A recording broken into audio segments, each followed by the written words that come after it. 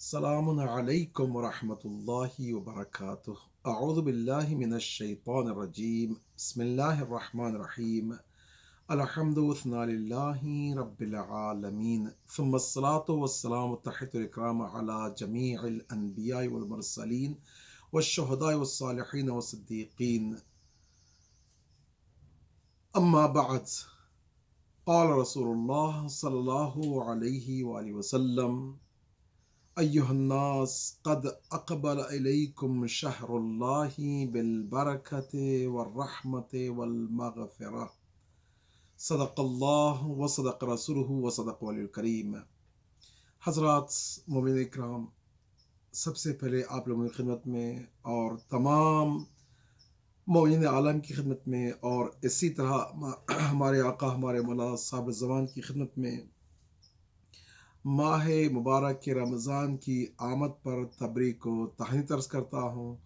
امید ہے کہ اللہ سبحانہ و تعالی ہمارے دامنوں کو بلائے اہل بیت سے مالا مال فرمائے، ہر بلا سے بالاخص بلائے کفر و شرک و الحاد و نفاق و کینہ و عداوت سے محفوظ رکھے، اور ہم سب کو توفیق دے ماہ مبارک کے رمضان میں جس طرح سے اہل بیت داخل ہوئے ہیں اس طرح سے ہم داخل ہو سکیں، اور جس طرح سے اہل بیت ماہ شعبان المعظم سے خارج ہوئے ہیں اسی طرح ہم بھی خارج ہو سکیں۔ ماہ مبارک کا داخل ہونا ہم سب کے لیے تمام نعمات و رحمات کے اور اسی طرح برکتوں کے ساتھ حامل ہوگا۔ امید ہے کہ انشاءاللہ ہم ان برکتوں سے بہرہ مند ہو سکیں۔ جو دعا ماہ شعبان کے آخر میں اور پہلی ماہ رمضان کی شب میں وارد ہوئی ہے، اس دعا کے فقرات کو کچھ آپ لوگوں کی خدمت میں عرض کروں گا، اس امید سے کہ انشاءاللہ اس دعا سے ہم بہرہ مند ہو سکیں۔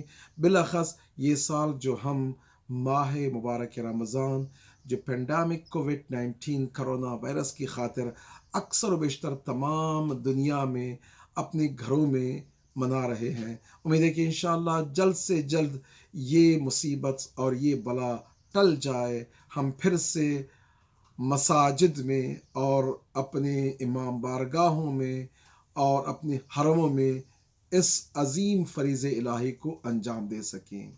لیکن آپ یہ بھی تصور کریں کہ الحمدللہ جس طرح سے ہم استقبال ماہ مبارک رمضان میں جا رہے ہیں، شاید ہو سکتا ہے ہم اپنے گھروں کو مسجد بنائیں۔ جس طرح سے بزرگوں کا کہنا ہے،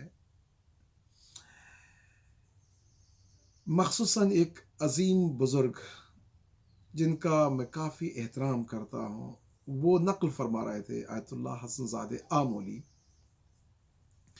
فرما رہے تھے کہ ایک بزرگ نے نقل کیا ہے کہ جب وہ جوان تھے تو جوانی میں ان کو فکر تھی کہ پوری دنیا کو اصلاح کریں، ہمیشہ وہ ڈریم کر رہے تھے کہ پوری کائنات کو، پوری دنیا کو میں اصلاح کر دوں گا۔ جب تھوڑا بڑے ہوئے اور وہ اور کچھ وزڈم ان کے اندر ابھرنے لگا اور ایک حکیم بننے لگے، تو انہوں نے کہ پوری دنیا کو تو اصلاح کرنا مشکل ہے، میں شروع کروں گا اپنے ملک سے۔ اور جب اور قدم آگے بڑھاتے ہیں اور کچھ وائزر یعنی حکیم بنتے ہیں، تو پھر انہوں نے کہا کہ بھئی پورا ملک بھی مشکل ہے، اپنے شہر کو سنبھالوں اچھا ہے۔ انہوں نے کوشش کی، پھر اور چند سال گزرے، کہنے کہ نہیں، شہر بھی بہت مشکل ہے، اپنے قبیلے اور اپنے خاندان کو سنبھال لوں۔ پھر اس کے بعد چند سالوں کے بعد میں بھی قبیلہ بھی مشکل ہے، اپنے گھر کو سنبھال لوں، اور آخری ایام میں انہوں نے کہا کہ میں گھر کو بھی سنبھال نہیں سکتا، بہتر ہے کہ اپنے آپ کو شروع کروں۔ پھر انہوں نے کہا کہ اگر یہ فکر میری جوانی میں آ جاتی تو میں اپنے آپ کو اصلاح کر لیتا۔ میرے اصلاح کرنے کا نتیجہ یہ ہوتا کہ اپنے گھر والوں کو اصلاح کرتا، اپنے گھر والوں کو اصلاح کرنے کا نتیجہ یہ ہوتا کہ اپنی سوسائٹی اور اپنا شہر بہتر ہو گیا ہوتا، اس کا رزلٹ یہ ہوتا کہ ملک بہتر ہونے کے چانسز تھے، اس کا رزلٹ یہ تھا کہ پوری کائنات اصلاح ہو سکتی تھی۔ اب یہ تو ایک حکیمانہ داستان ہے، آئیں شاید یہ سال امام کی طرف سے ہم سب پر ایک عنایت خاص ہے کہ ہم بھی اس کے بجائے کہ دنیا کی اصلاح کی فکر میں رہیں، اپنے اصلاح کی فکر میں رہیں۔ جب ہم ہر سال مسجدوں میں جاتے تھے، صفوں میں لائنوں میں کھڑے ہوتے تھے افطار کے لیے، دعا کے لیے وغیرہ، تھوڑا انسان ایک الگ ایٹماسفیئر ہوتا ہے۔ اب جب آپ گھر میں گھر والوں کے ساتھ ماہ رمضان منا رہے ہیں تو اپنے لیے ایک ٹائم دیں، اپنے اور اپنے رب کے درمیان سوچیں، شاید ہو سکتا ہے کہ ایک لطف و عنایت الہی خاص ہو کہ امام کی آمد سے پہلے کہ ہم سب ریفلیکٹ کریں اپنے ایمان کی طرف، آئیں اپنے ایمان کو ایک جوش و جذبے کے ساتھ، معرفت کے ساتھ، اخلاص کے ساتھ پھر سے اس کا ایوالویٹ کریں۔ شاید ہو سکتا ہے اس کے ذریعے ہم بہتر سے بہتر نتیجہ نکال سکیں۔ بہرحال الحمدللہ، شاید ہو سکتا ہے یہ لطف الہی ہو۔ آئیں اپنے دلوں کو پاک و طاہر بنائیں۔ ماہ رمضان کی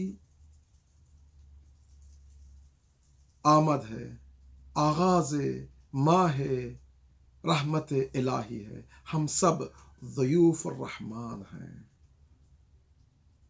جس طرح سے حضور نے فرمایا قد اقبل علیکم شہر اللہ بالبرکت والرحمت والمغفرہ، یقیناً ماہ مبارک کا آغاز ہو چکا ہے برکتوں کے ساتھ، رحمتوں کے ساتھ، مغفرت کے ساتھ۔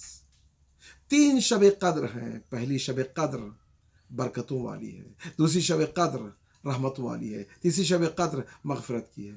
3 دہے ہیں، پہلا دہا یا پہلے 10 دن برکتوں کا ہے، دوسرے 10 دن رحمتوں کا ہے، تیسرے 10 دن مغفرت الہی کا ہے۔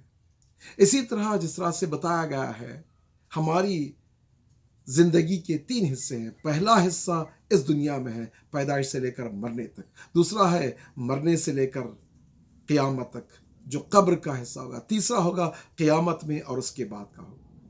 تو پہلا جو حصہ ہوگا وہ برکتوں کا محتاج ہوگا، دوسرا جب ہم قبر میں جائیں گے رحمت الہی، اور تیسرا جب ہم روز قیامت محضر الہی میں خدا میں کھڑے ہوں گے وہ مغفرت کا ہوگا۔ تو یہ ماہ مبارک رمضان برکتوں کا بھی ہے، اپنی دنیا آباد کر سکتے ہیں، اور اسی طرح رحمتوں کا اپنی قبر بھی آباد کر سکتے ہیں، اور اسی طرح روز رستاخیز قیامت معاد کو بھی ہم آباد کر سکتے ہیں۔ اب آئیں میں کچھ معروضات اس دعا کے حوالے سے کروں گا۔ اس میں جس طرح سے امام فرماتے ہیں اللہم ان ھذا الشہر المبارک الذی انزل فیہ القرآن، اے خدا پروردگارہ الہ، یہ ماہ مبارک کا آغاز ہو چکا ہے اور اس ماہ مبارک میں تو نے قرآن مجید کو نازل فرمایا ہے۔ عزیزان اب دیکھیں قرآن کا نزول اس مہینے میں ہے، بہار قرآن ہے۔ عام طور پہ قرآن مجید کو پڑھنا ثواب ہے، اس مہینے میں ثواب دگنا نہیں، انسان سوچ بھی نہیں سکتا۔ اگر آپ دوسرے مہینوں میں پورے قرآن مجید کو تلاوت کریں اور ختم قرآن کریں تو کتنے مہینے لگتے ہیں، بہت ہی مہینے لگتے ہیں نا۔ جو لوگ ماشاءاللہ ہر روز ایک جز پڑھتے ہیں تو ایٹ لیسٹ 30 دن لگتے ہیں، لیکن اس مہینے میں ابھی ماہ مبارک رمضان کا آغاز ہو چکا ہے، یہ ایک آیت کو تلاوت کرنے کا ثواب آپ کو پورے قرآن مجید کے تلاوت کا ثواب ملے گا۔ ایک سورہ حمد پڑھیں تو 7 دفعہ قرآن مجید کی تلاوت کا ثواب ملے گا۔ کیوں؟ اسے کہ سورہ حمد میں 7 آیتیں ہیں، اور اسی طرح آپ چھوٹی سی یاد ملے نون والقلم، آپ کو 2 قرآن مجید کے ختم کا ثواب مل جائے گا۔ اس مہینے میں قرآن کا بہار ہے، قرآن سے مانوس ہوں، قرآن سے فائدہ اٹھائیں، گھر میں بچوں کے ساتھ بیٹھیں، فیملی کے ساتھ بیٹھیں۔ اگر آپ باہر نہیں جا سکتے تو اپنے فیملی کے ساتھ بیٹھ کر قرآن مجید کی تلاوت کریں۔ صرف تلاوت ہی نہیں، قرآن کو دیکھنا بھی ثواب ہے، صرف دیکھنا نہیں، ٹرانسلیشن پڑھیں، فہم قرآن، تفسیر قرآن ڈسکشن رکھیں، بہت ہی فائدہ ہوگا۔ پھر اس میں فرماتے ہیں قد حضر، اے خدا یہ مہینہ نازل، یہ مہینہ آ چکا ہے، فسلمنا فی وسلمہ لنا، اس مہینے میں ہمیں بھی مبارک کر اور اس مہینے میں ہم سلام بھیجتے ہیں۔ سلام کیا ہے؟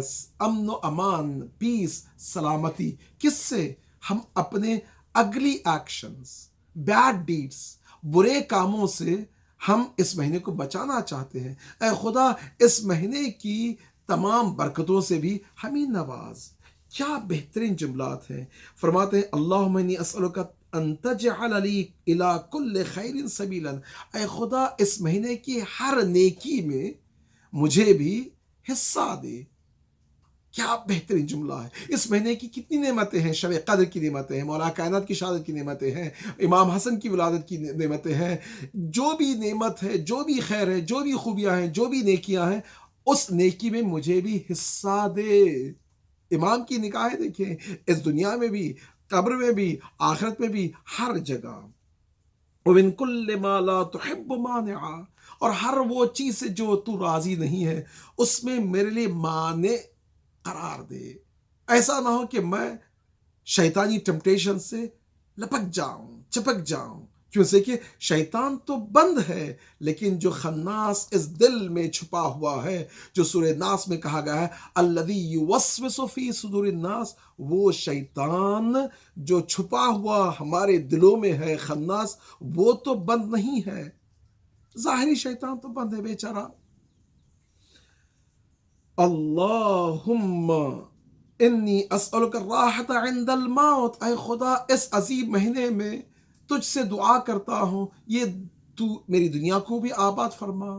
الہا، پروردگارا، موت کے وقت راحتی کے ساتھ اس دنیا سے ٹرانزیشن ہو، اس دنیا سے جاؤں، اسے کہ ہمارا یہ ہدف نہیں ہے کہ موت کے بعد دنیا نہیں ہے، نہیں، موت کے بعد بھی زندگی اور حیات ہے۔ میں چاہتا ہوں کہ ٹرانزیشن بہترین اور راحتی کے ساتھ ہو، اور موت کے بعد قبر میں بھی میری آبادی ہو، والعفو عند الحساب، اور قیامت کے دن بھی میرے لیے بہترین نام عمل کے ساتھ حساب و کتاب ہو جائے۔